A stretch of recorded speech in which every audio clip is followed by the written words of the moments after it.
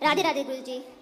हम ये पूछना चाहते हैं कि लाइफ का पर्पस, जीवन का पर्पस क्या है? इंसान क्यों आया है धरती पर? अच्छे काम करने, समाज की सेवा करने। हम किसी को सुख दे सकते हैं अपनी वाणी से तो हम दे रहे हैं। हम सुख दे सकते हैं इन हाथों से, किसी के आंसू पहुंचकर, किसी को रोटी खिलाकर। ये जीवन इसलिए मिला है कि हमारा शरीर किसी के काम आए, सेवा में काम आए। धर्म क्या है? परम धर्म क्या है? धर्म क्या है? परहित सरिस धर्म नहीं भाई। समाज की सेवा करना, धर्म न दूसर सत्य समाना। परम धर्म क्या है? सवई पुंसाम परो धर्मो यतो भक्ति रधोक्षजे अहि तुक्य प्रतिहता ययात्मा संप्रसिद्धति। निष्काम निष्कपट होकर के ईश्वर की आराधना करना और दया, दया धर्म का मूल है। यही परम धर्म है, दया। आज जो यूथ आपकी इतनी कथाएं सुनता है, ठीक है ना, जब तक वो कथाओं का चिंतन नहीं करेगा तो यूथ बदलेगा कैसे? सही है, इसलिए कथाओं का चिंतन करना चाहिए। आज इतनी कथाएं हो रही हैं फिर भी इतना कलयुग है। कलयुग तो बेटा कथा है, इसलिए थोड़ा सा बचा है। बोलते हैं बहुत लोग कि आज व्यासपीठ बिजनेस बन गई है। बताइए। बोलने वाले तो माता सीता को भी बोलते हैं कि ये रावण के यहाँ रह के आई हैं, पता नहीं शुद्ध है कि नहीं। तो बोलने वालों ने तो माता सीता को नहीं छोड़ा, तो तुम्हें और हमें थोड़ी छोड़ेंगे दुनिया वाले लोग। तो बैठे ही हैं बोलने के लिए। ठीक है, दुनिया बोलती है, समाज बोलता है, ठीक है ना, लेकिन यही समाज आपकी कथा भी तो सुनता है ना। इन्हें चाहिए ना कि हम भगवत गीता पढ़े, हम अपने आप को जाने। जब तक इंसानी धरती पर आया, अपने पर्पस को नहीं जाना, अपने लाइफ को नहीं जाना, तो कथा कितनी भी सुन लेगा पर उसे मतलब नहीं निकलेगा। कथा सुनते रहिए, सुनते रहिए, सुनते रहिए, सुनते रहिए। आज नहीं कल, कल नहीं परसों। वो कथा आपको एक दिन मजबूर जरूर करेगी बदलने के लिए। करत करत अभ्यास के। रस्सी, कुएं की रस्सी से पत्थर घिस जाता है कि नहीं? घिस जाता है। फिर आप रस्सी लो और पत्थर लो, रस्सी से पत्थर घिसो तो आपके घिसने से ना घिसेगा।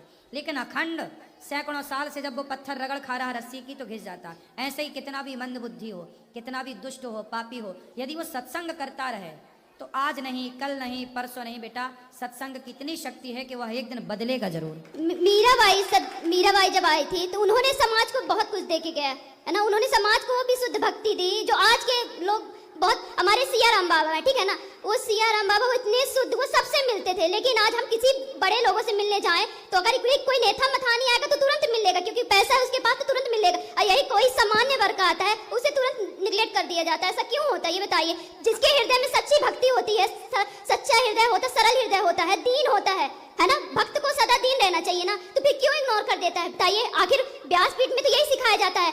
हम जब से अभी आपसे हम मिल रहे हैं कि नहीं? मिल रहे हैं, लेकिन देखिए अब हम गुरु को जानना है तो हम कैसे जानेंगे? बताइए।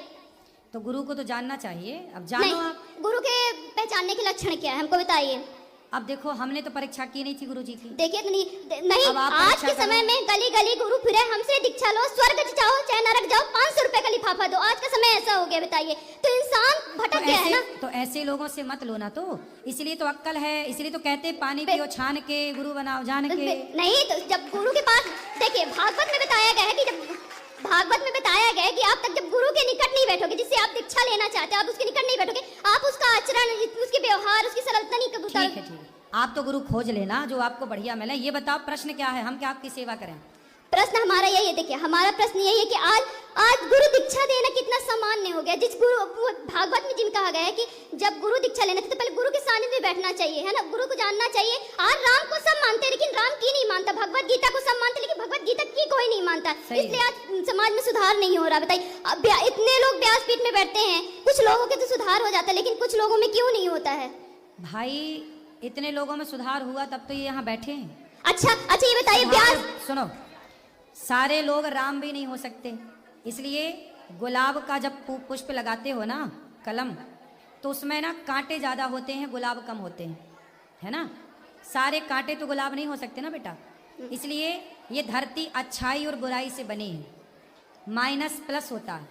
उसी तरह अच्छाई और बुराई दोनों रहेगी। यदि हाथ का ये पहलू है तो ये पहलू भी है।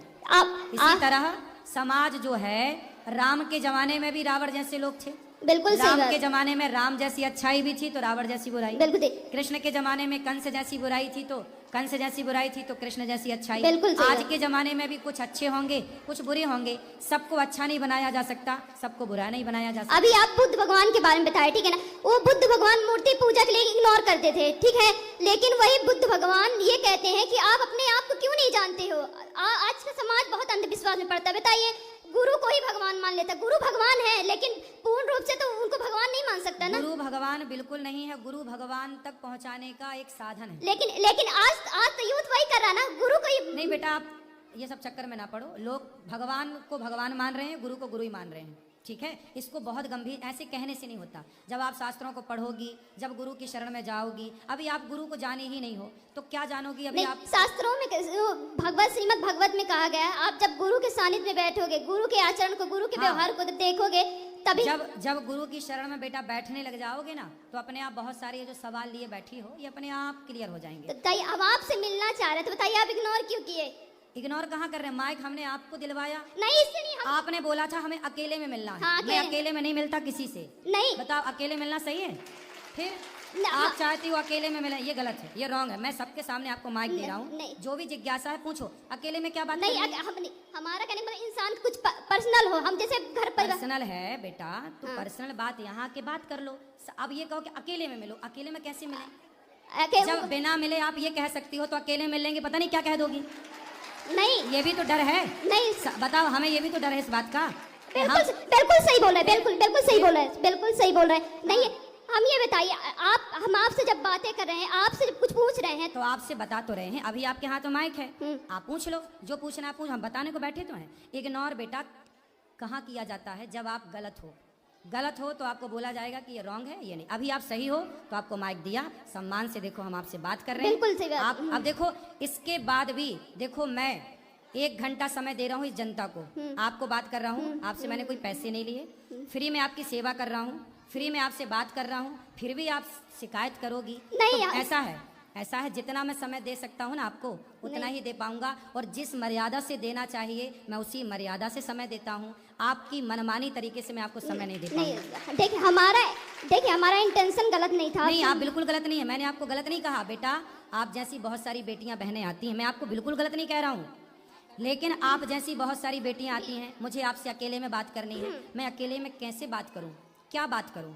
बेटा एक मेरी मर्यादा है। बिल्कुल सही बोल रहे हैं, बिल्कुल आप मेरी बहन हो, बिल्कुल तो सही। मेरी भावनाओं को समझो। आज का समय इतना अच्छा नहीं है जितना अच्छा में देखने से लगता है। पता नहीं कल को कोई क्या कहने लग जाए। तो हमें तो सब चीजों को मर्यादा से रहना। हम पब्लिक से रोज मिलते हैं, आप बताइए, आप सबसे एक से मिलता हूँ, सवेरे 8 बजे से लेकर के रात्रि के अभी कितना बज गया, 7:15, अभी मिल ही रहा हूँ मैं भक्तों से, आपके बीच में बैठ के मिल ही रहा हूँ। ऐसे ही तो मिल सकता हूँ ना बेटा। बिल्कुल फिर अब आपको फिर भी शिकायत है, तो मैं उस शिकायत से बिल्कुल मैं हार गया।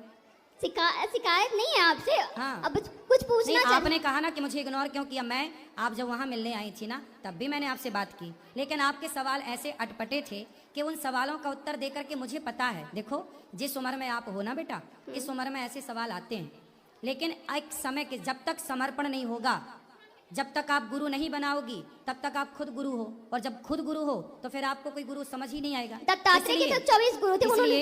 इसलिए समर्पण, एक साधे सब सद है। देखो, ज्ञान की बड़ी बड़ी बातें, डींग 4 नाम रट लो, 4 बातें याद कर लो, उससे कोई ज्ञान ही नहीं होता। बिल्कुल सही बात है। दत्तात्रेय जी का नाम रट लो, दत्तात्रेय जी के 24 गुरु का नाम रट लो, उससे काम ना बनेगा।